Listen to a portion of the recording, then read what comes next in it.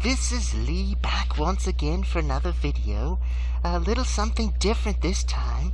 I'm not reviewing any wrestling or video game product today. Rather, I wanted to talk about a recent film I just saw. Yes, I went to the movies. And to prove it, of course, I'm going to show you my ticket stub, as it were. Can you see that? Oh yes, Star Wars 2D, much better than the disappointing 3D, very boring. But anyway, and of course it was not IMAX, just the regular screen, a classic cinema, if you will. Digital, unfortunately, but anyway, I saw this on the 19th, so a few days after release. I wanted to avoid the fanboys. Now, this is going to be a review of the film, and it's going to contain spoilers. And of course, if you're a Star Wars fan like myself, you know what spoilers means, especially. So, the short version of the review, if you're worried about spoilers, please shut off this review, and I'm going to just give you the short version. If you watch the trailer, you know exactly what to expect. This was worried about spoilers. You may want to watch this review later, after you've seen the film. But anyway, what more needs to be said about this wonderful, comedy film franchise going back to the late 70s? I remember seeing the original in the theater, and just laughing hysterically. It was so funny. The characters were so, amusing, and the jokes just went on and on, especially towards the end. My sides were hurting. It was so funny. And of course, I'm just always amazed. I always appreciate, your attempts to, capture the future technology and, other worlds and things outside of your Earth. Very, very amusing, and very creative. I enjoy it very much. The science fiction, as they say. I also greatly enjoyed, the sequel, the Star Wars 2, Empire Strikes Back. Very funny. I actually saw this on VHS for the first time. I had not seen it in the theater over the years until the special editions, where more jokes were added by the George Lucas person who put these films together along with his ILM team and so forth. Anyway, I thought the new jokes, the digital jokes that were inserted, not as funny as the original. Some of the creatures were a little bit amusing, but certainly the jokes on their own were funny enough. And then Return of the Jedi. This film I saw to death. I saw it probably too many times, so I knew all the jokes by heart. I think it had some of the funniest jokes. But the other two films had more of a setup. There was much more preparation. When you're telling a really good joke, you have like let's say your beloved grandpapa is telling, this great joke, and he's an older gentleman, so he kind of forgets some of the details, and you have to kind of keep him on track. But, it keeps building and building, and, he's telling the story as only he can tell it, let's say. And he finally gets to the punchline, and it's just hilarious. And it's half the fun is because he's the one telling it, And so then maybe years have gone by, and grandpapa has passed on from this life, and you're trying to recall that joke that he used to tell, that you always laughed at, even if you'd heard it a million times. Well, you're retelling that joke, and, you can kind of remember it, but, he told it a certain way, and so it's not quite the same. Well, I kind of got that sense when I was watching the new Star Wars, The Force Awakens. So anyway, so that's kind of how it's going. Star Wars Episode 7, The Force Awakens. 2015 film by J.J. Abrams, rated PG-13 for science fiction action violence, I suppose. Let's see, 2 hours and 16 minutes. You know, these statistics, who cares, really? It was shown digitally in the theater that I watched. And I saw it, a couple of days after opening night. There was a medium-sized crowd, I would say. This was, 2D, standard, theatrical presentation, no technical difficulties, a lot of previews, I gotta say. But anyway, I'm just going to talk about the film. So, I was sitting there, and my expectations were very low, I have to say. I did a lot of silly things in preparation for this film. First of all, my expectations were very low. I didn't really expect anything. I knew that George Lucas, who created the series, of course not all by himself, but he was the one who came up with the idea. He produced and directed all of the prequel films, and of course the first Star Wars from 1977. Fans know all this, by heart. But anyway, he had nothing to do with this film, other than, passing the torch. He sold everything to Disney, Walt Disney Company. And so they oversaw all of this, and J.J. Abrams directed. Of course, if you've seen the remake, the theatrical Star Trek from a few years back, with Zachary Quinto and Chris Pine playing, Kirk and Spock there, that movie could serve as kind of a audition tape, if you will, for Star Wars, because really, if you watched that, you kind of know what to expect from the special effects, the visual style. I laughed very hard, well, not so hard that it distracted the other patrons, but there was a moment early on in the film where there was a lot of, little blue lens flares on the screen, and I thought of, the fun people had made of J.J. Abrams with his Star Trek, and his overuse of the visual, lens flare, which tells you, you're watching a movie, look at this, you're watching a movie.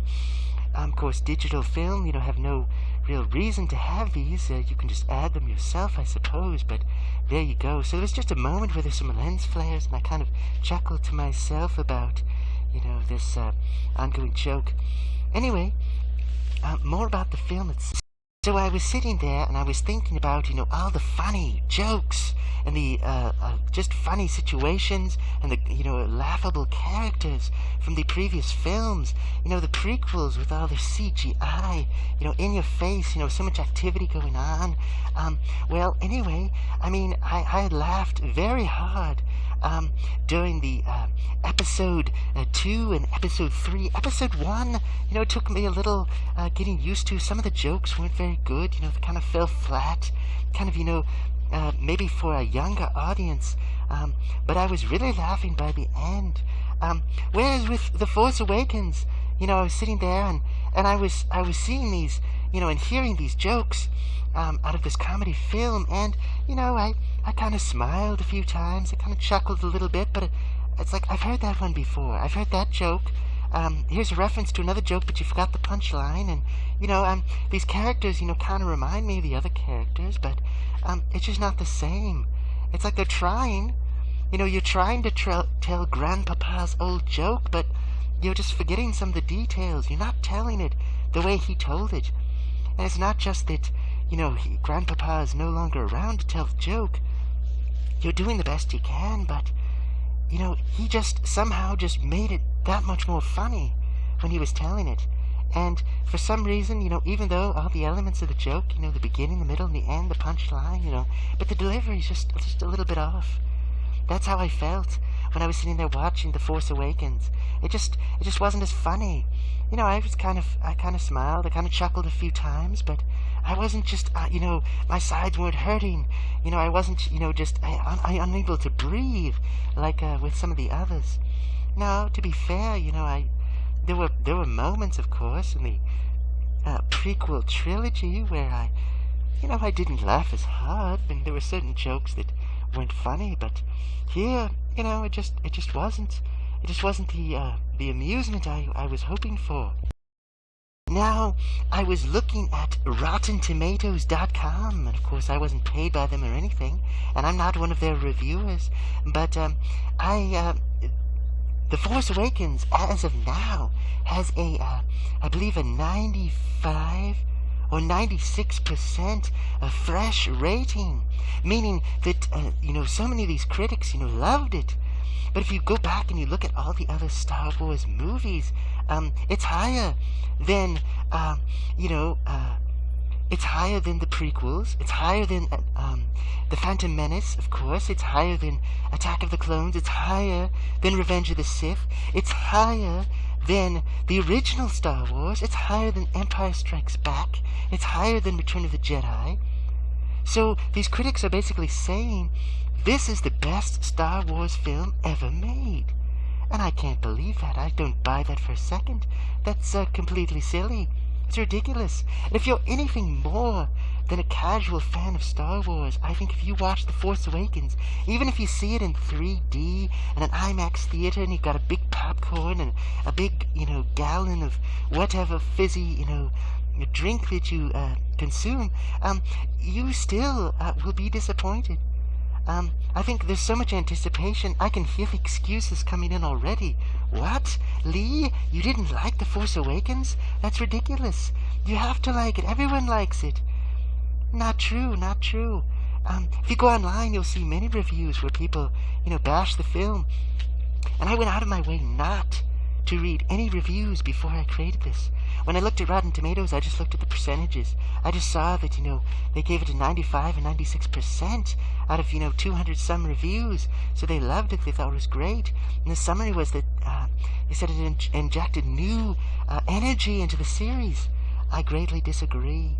I feel that The Force Awakens was basically what I would expect to see if, you took some fans and you said, here, I'm giving you permission to create a fan film, and here's $200 million. Go for it. Make what you want. That's what I imagined would happen. This was like a reunion. This was a tribute to the series, and for that, it did fine. But this was billed as the next installment in the Star Wars saga, this great mythology.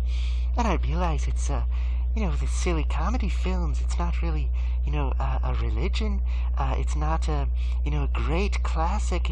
It's just something fun that people enjoy. Star Wars, some fans take it, way too far. I was at the store, and I'd see the toy aisle, which is decked out with all these characters, and I didn't, I just averted my eyes because, I thought, well, I don't want to be spoiled. I didn't even look at the poster too closely. I did all these silly things in preparation. I avoided spoilers. I knew that this was episode 7, and that most of the original cast was going to appear. But beyond that, I didn't really know. But really, it felt like a retread of the original series. All they did was give us the same scenario all over again. And there's so many references. And of course, I guess it's fine if you're a fan to watch it and go, oh yes, I remember that.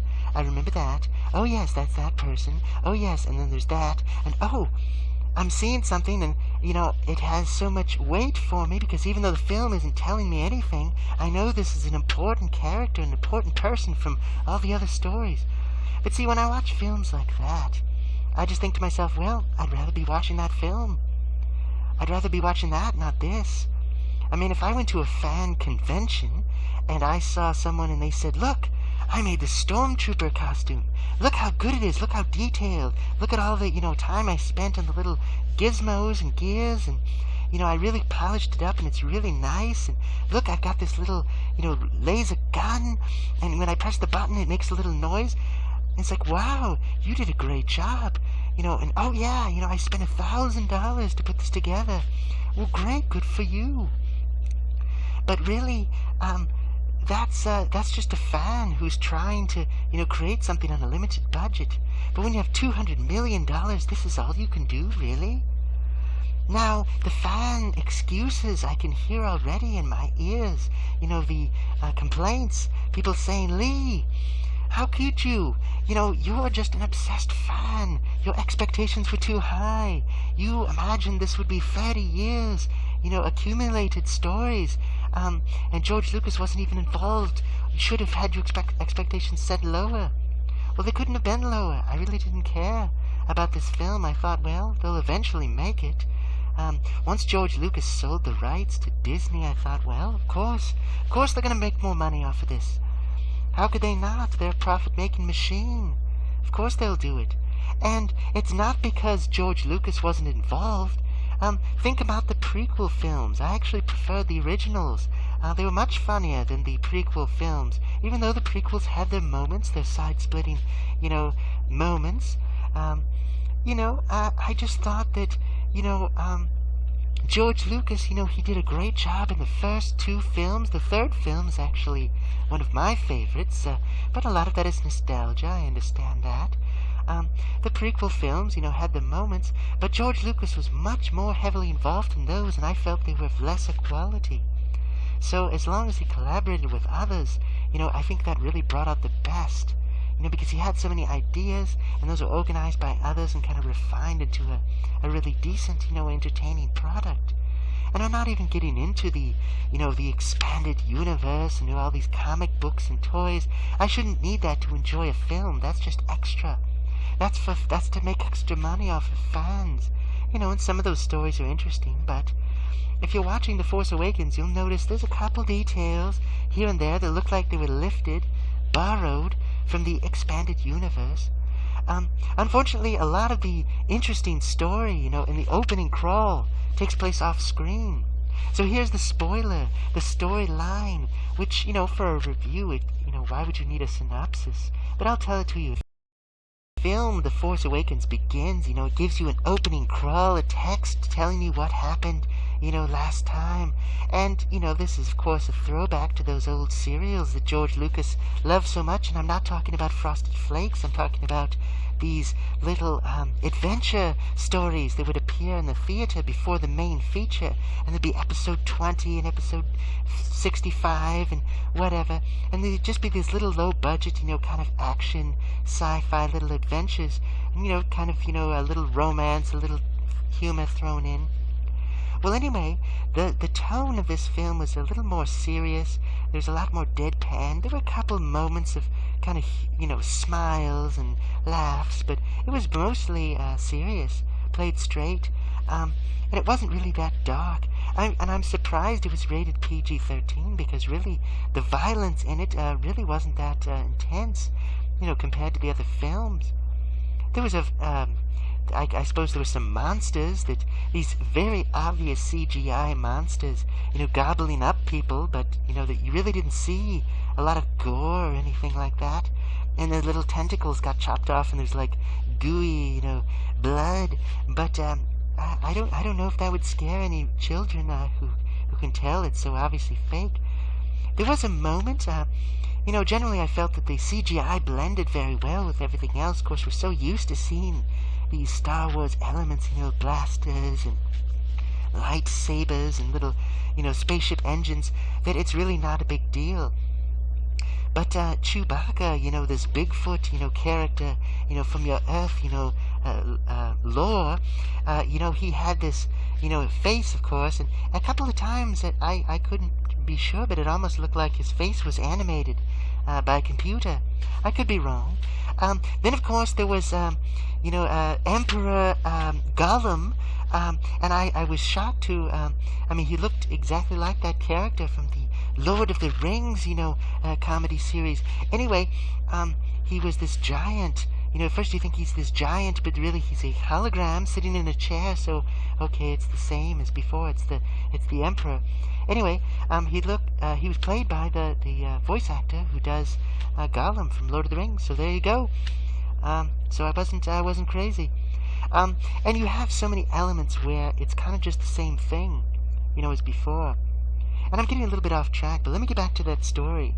Where it starts is that basically what we're supposed to imagine is that after Return of the Jedi, these characters started and created the Republic again after the Empire was defeated. These evil bad guys were defeated. And apparently, Luke Skywalker, started training Jedi in this temple somewhere. Kind of reminds you of the expanded universe, doesn't it? So anyway, he was training all these Jedi, and one of them went bad. Ooh, he became a bad guy. He fell to the dark side. And he became obsessed, apparently, with, being just like Darth Vader.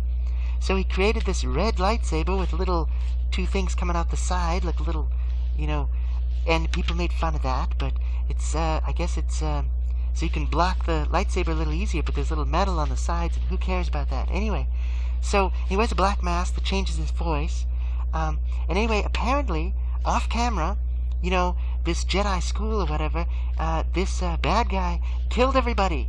He killed all the other students except for Luke, and then Luke vanished. He went missing. And we don't really know if it was a self-imposed exile, because he felt sad that he'd, disappointed everyone by allowing this bad Jedi to, thwart his plans. But apparently they sat around for, 30 years or 25 years, whatever it took. This young man, started wearing this mask, and he keeps apparently the melted helmet of Darth Vader, and he worships it or talks to it or something very strange. But, of course, we've seen this before, this idea of, trying to copy Darth Vader, having somebody who has, some kind of deformity, and they wear a mask that changes their voice. Of course, he takes his mask off, he's just a perfectly ordinary young man, nothing really physically apparently wrong with him. And he's the son of Leia and Han Solo. Of course, they had become romantically inclined towards one another towards the end of Return of the Jedi, once they realized that, Luke was out of the picture. So, there was that story. And then apparently, these guys started this First Order, trying to bring back the Empire. And apparently, they did a great job, because in 30 years, they were able to build, oh, and this was so funny. This part, I have to say, was the funniest part of the entire film, was they said, okay, look, here's the Death Star. Oh, they've got an actual planet. They built a planet-size Death Star. And it's got, like, snow and mountains, and it looks like a real planet, but it's got, a big, ring around it with a big cannon. And this cannon, can blow up a planet. Well, we've seen that before. Why did it have to be so big? It can also blow up, well, actually fires a red beam instead of green. Because if it's green, it's now red, and if it's red, it's now blue, and they change all the colors, and that makes it different, I guess. But anyway, they, as a demonstration, they fire this cannon, and the beam kind of splits into little pieces, and those pieces blow up the moons, and then the other piece blows up the planet and destroys it. So they've got this planet-sized Death Star, and they call it the Star Killer, which, of course, is reference to blah, blah, blah, who cares. Anyway, so they've got this giant, Death Star, a death planet, or whatever. But here's the funny thing. It, not only is it humongous, it also can suck up a star. It can suck up the sun like a vacuum cleaner. It kind of just... it's gone. And now it can fire this cannon to blow up a tiny little planet. I would think the sun-sucking power would actually be much more powerful, much more dangerous. You could wreck a lot of star systems that way, just wiping out all their suns. And of course, just to blow up a tiny little planet, where does all that extra energy go? Well, anyway, who cares? So the mission is to send a bunch of ships to blow up, this little weak spot on it, which is as big as like a city, it looks like. And they kind of bomb it and whatever, blow it up. Of course they do. So, but anyway, that's the film. But see, that story, I felt that story of, the Jedi being set up, the guy betraying, all that. That would have been an interesting story to tell. And I suppose that story's been told already in the expanded universe in a different way. This guy, and his, betrayal of the Jedi and killing everyone. Gee, sounds just like Darth Vader. So, but that would have been an interesting film. They didn't make it.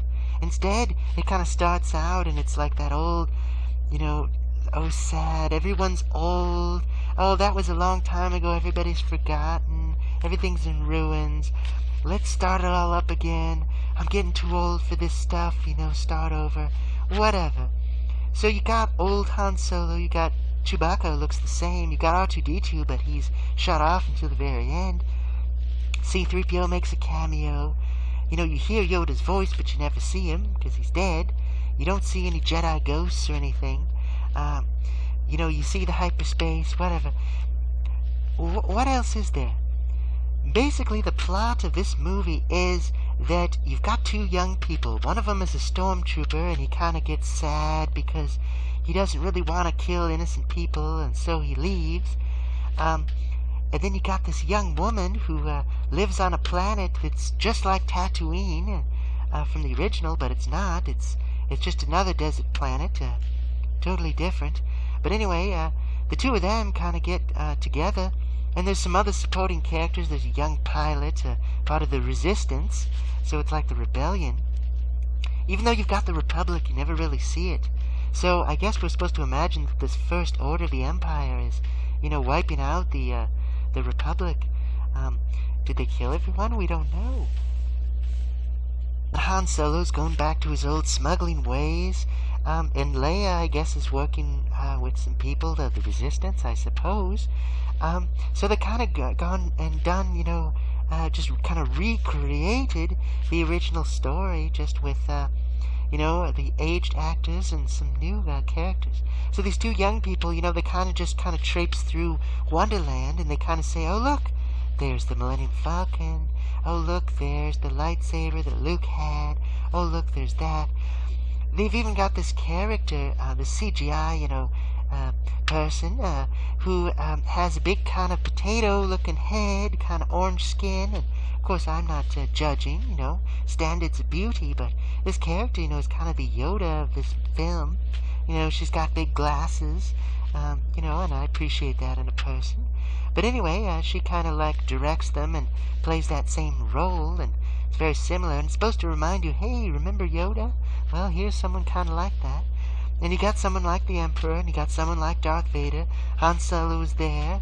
Now the two new characters, you know, they're kind of a mixture of things. You know, when I first heard about this Stormtrooper guy, because of course the trailers reveal right away, you know, I saw the trailers, they reveal that, you know, he was a former Stormtrooper. I thought, is this the Kyle Katarn story from the Jedi Knight series, Dark Forces and all that?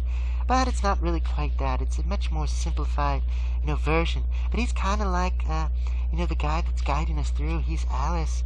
You know, this young woman, you know, she's got kind of a European accent. I don't really know what it is. Other viewers can tell. But anyway, she's kind of this, almost like a more seasoned person. She's like a Han Solo or a Luke. Of course, Luke was much more naive, you know, kind of young guy, kind of brash, didn't really know what was going on. Whereas Han Solo was kind of the veteran, you know, thought he knew it all, you know, kind of a slick, you know, gunslinger kind of guy. Well, you know, you've got kind of a mixture of those two characters in each of them. But really, they both, you know, pick things up really quickly. But really, as I was watching this, I thought, you know, this is just sort of a fan fantasy. You know, there's so many fans that would be like, wouldn't it be cool if you could be a character in Star Wars? You could just kind of jump in there, and you could get on the Millennium Falcon, and you could fly around, and hey, wouldn't it be cool to get into a fighter and fly around and shoot, you know, lasers, and you could pick up a lightsaber even though you'd never seen one before, and you could kind of like hack out some bad guy. You know, wouldn't that be cool? Wouldn't that be awesome? And really, the film is like that. It's sort of like taking you through the Star Wars universe and saying, hey, look how fun this is. So it's really just a big marketing ploy. A big, hey, here's Star Wars. Look how much fun you can have. You know, buy everything. That's really what I felt like. I didn't really feel like I was watching a new adventure. I felt like this was just a recreation of an old story. But just told in a less compelling way. I didn't feel as drawn to the characters. I just didn't feel as invested in the plot. I mean, really what they're doing is they're looking for Luke Skywalker. Luke Skywalker's been missing ever since, you know, the opening crawl. So, I don't know, for 20 or 30 years he's been gone. So anyway, they're looking for him, and they've got this map of the whole galaxy, and there's a little piece missing. Now, the galaxy's a big place, but they know that the map, you know, it says, okay, you went here, and there's the blank spot. Well, obviously, he's right there, right? Just go there and find him, assuming he's just sat there all these years. So they finally find the piece, and they put it in. Oh, there he is. And then they go see him, and there he is. He doesn't say anything. He's just kind of standing there, and that's how it ends. It's pretty anticlimactic. I was kind of bored, really. So, it's... Again, the excuses come in. Well, Lee, you know there's 2 more films coming. This is just the beginning. Don't get so, upset. Just, enjoy it and wait for the other 2. Well, here's the thing. People said that about The Phantom Menace back in 1999. They said, don't worry. But this is a bad film, but don't worry. The other 2 will make it make sense. It'll all fit together like one seamless puzzle, and you'll appreciate it more. I didn't. I really didn't think The Phantom Menace aged very well at all. It was just one of those things where, George Lucas was making it up as it goes along. I don't know about J.J. Abrams and his team, but I imagine they probably are doing the same thing. This really felt like it was a TV pilot. This felt like a TV show. I've been watching the Doctor Who, revival from, this past year. And really the special effects in that show are, of course, quite excellent. Of course, the old Doctor Who was always kind of mocked because it still had effects from the 60s, up to the late 80s. But the special effects on television are very good. And really, The Force Awakens didn't seem to rise above that. It felt like a TV production. I could almost imagine, the commercial breaks. And that's not to say it was a bad film at all. Really, when I watched the prequels, the Star Wars prequels, I felt as if, there were some boring periods. And there were some moments that kind of fell flat. And there were some cringe-worthy moments where I thought, oh, gee, why did they leave that in? That's ridiculous. That's silly. That's not even funny. Stop that. Stop that right now. There are other moments I thought, that was really good. They, nailed it. And I felt as if, the tone of Force Unleashed, that's a video game. The Force Awakens, the tone of The Force Awakens was very even. I felt throughout the film there was a very even tone. It really didn't rise above that level throughout. So there weren't any parts where I really felt, oh, that was terrible, they shouldn't have done that. And I never really felt, that was so good.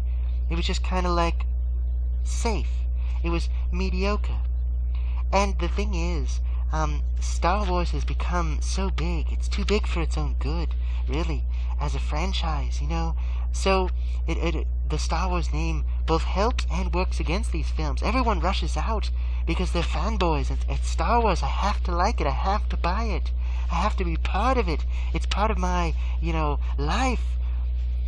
And they make excuses for, every shortcoming. But then the downside is that it's Star Wars. And when you hear the name Star Wars, you think of these great, entertaining films, and your expectations are so high into the stars. Then you watch it and you're like, I'm disappointed. So if this had been sort of a generic sci-fi story, it might have worked. Now, unfortunately, a lot with the original characters is kind of left unsaid because you're just supposed to go, wow, I hear the name Luke Skywalker, and I think, I imagine, all the stuff that he did in the other films. Well, they don't really get into that. They just say, oh yeah, Luke Skywalker, big guy, famous, Jedi, was he a myth? Was he a legend? No, he's real. Yeah, he had this, he trained these Jedi, and, then he went missing. Really? That's it? The whole film is that? And if I'm not familiar with Star Wars, I don't care. Make me care. So, I'm not sure, they were trying to appeal to the old fans who already know the story by heart and have put up with all the continuity problems that the prequels created. But the new fans who've never heard of Star Wars, they go, oh, well, I see a lot of flashy costumes and a lot of, laser blasts and explosions and people, kind of like hopping in their starships and flying around. But why should I care? What's the big deal? They don't really get a sense, except, to say this is kind of like a condensed version of all the films, just saying, well, you got your big space station, you got your, your bad guys, you got your good guys, you got your laser swords, whatever. So, anyway, I could go on, but I was just very underwhelmed by this film. I didn't hate it. I'm not an obsessed fan where, I'm going to bash the film just because George Lucas had nothing to do with it, or because he had something to do with it. My expectations were very low. I didn't read the spoilers. I came in, expecting nothing. And I wasn't, I like having low expectations for a film, going in and going, you know what? That was a good film. I really liked that. That raised, my appreciation. I was not expecting anything, and I got something. Whereas here I felt, exactly what I expected was what I got. If you watch those trailers, many trailers mislead the viewer. They make it look as if this is a really great film, and you watch it and you realize the best parts of the film were in the trailer, and the rest of it is pretty boring, pretty dull. Not really, anything to get excited about. Or even worse, it misleads you to the point where, this is the wrong film. The people that made the trailer should have made the film. Well, I felt as if the Force Awakens trailers, gave you an exact, presentation of what you'd expect. This was, I kind of remember, memory can be a fuzzy thing, that, well, there's this lightsaber duel in the rain, but actually it's in snow, and the guy's got a mask. Well, actually he's not wearing the mask, but the lightsaber fights were not very exciting, and it was supposed to be these are people who, aren't really skilled at sword fighting, but that makes the bad guy seem pretty weak because, well, I guess he's had no one to fight for a long time, but really he should be better. I mean, Darth Vader was a credible threat, but for some reason, these people, they're just kind of like, they just keep doing the same move over and over. And the fight ends, and, the two characters are next to each other, and then suddenly it cuts and they're far apart. Someone else pointed that out too, is that, wait a minute, how did they get so far apart? There's this big, chasm. It collapses between them, so it's like, oh, the bad guy got away, we gotta have 2 more movies now to figure this out. But really, I came out of the theater thinking, you know what, I'm really not that impressed. I mean, the aesthetics of the film were good, but I really don't care about episode 8 and 9 now. I really have no desire to see them. Not at all. And, there were some spoilers that I left out of this review. You can see the film yourself and see them, but really there just isn't a lot of emotion. Even they had this character die, and you're supposed to be really upset, but I just wasn't. It just didn't have any emotional pull for me. And that's not because the ideas were bad, it's just that, I don't know, the setup was wrong. So it just didn't really feel like, anything. I've seen many films, where they kill off characters, and you start to feel for them, even though this person doesn't exist. They're a fictional creation, and they're not really dying. But you get so into the story that you kind of cry. You tear up a little bit because you think, this is someone that I liked, and that now they're gone. And I feel the pain that the other characters feel. But I just didn't. And, Star Wars is kind of like that, in that a lot of people die when you think about it in the story, and they don't get mourned. There's no time to mourn them. But there's a few moments where you have a character die, like Yoda dying, or even Darth Vader dying, and you think, I feel something for them. The story's drawn you in, and you feel the characters, even though, you've just been watching lots of explosions and lasers and things. Whereas this film, there just wasn't that emotional heft for me. And maybe others, have a different experience, but I just didn't. And it's not because, again, it's something new, so it has to be bad. I gave the prequels a chance. I own them on digital versatile disc and Blu-ray, even though I think it was kind of a waste because they didn't do a very good job of mastering them.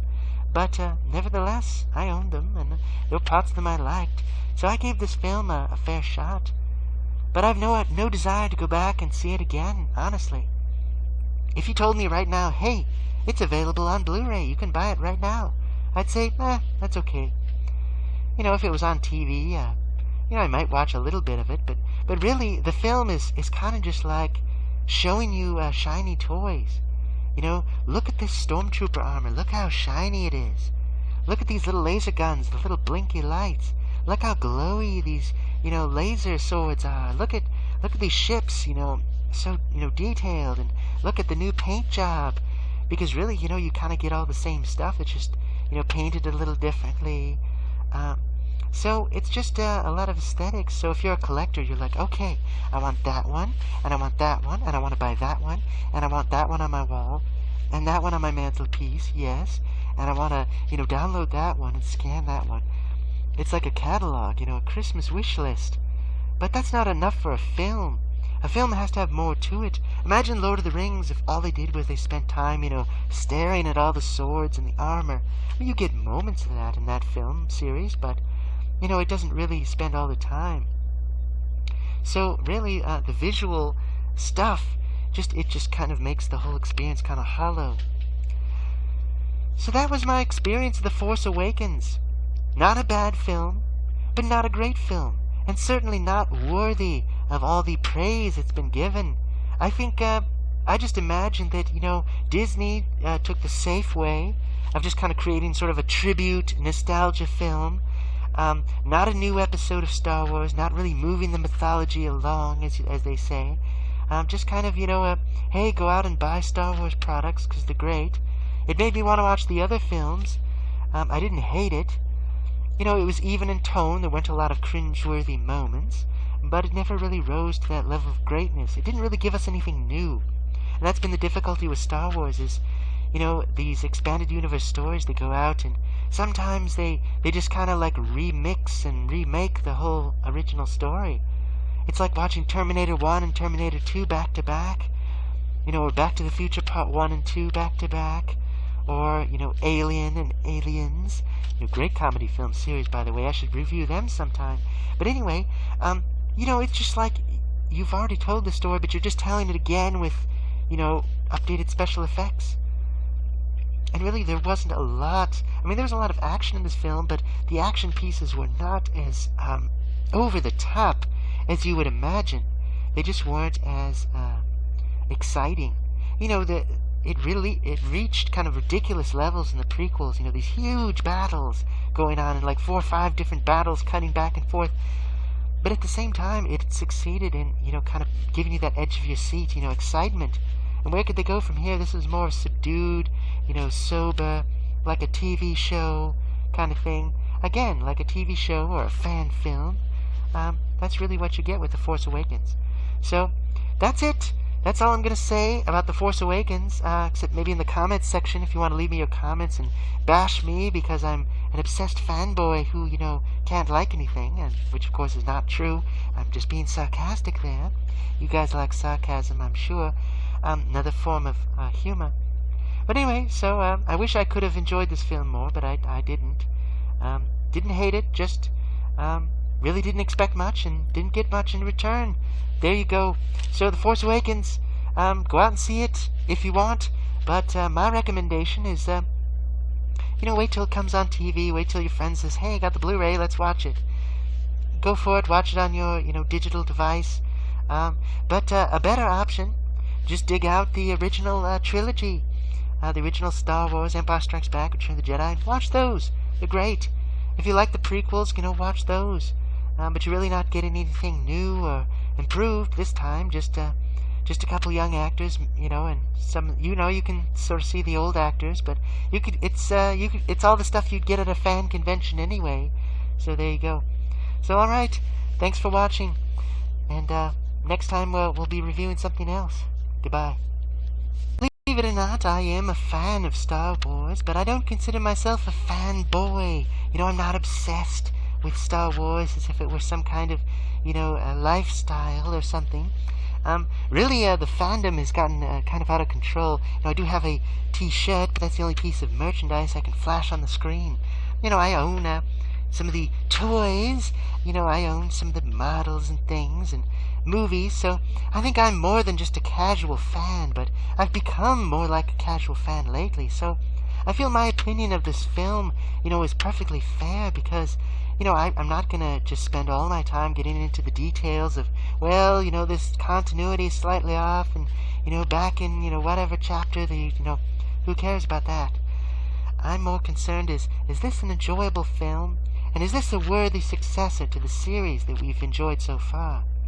I really think that it's been overhyped, and really is not worthy of all the accolades it's gotten. I think people are just nostalgic about Star Wars, and If that's the case, they really should have just brought back the whole series to theaters. Wouldn't that have been cool? I would have gone out and seen that, even though I own the films a couple of times over. I'd see them again on the big screen, sure. Without all the extra digital, stuff added. Or even with, I suppose. It would still be enjoyable. I don't think I'd sit through The Phantom Menace again. When that came out in 3D, I skipped it, but the others certainly. So there you go. It is what it is, as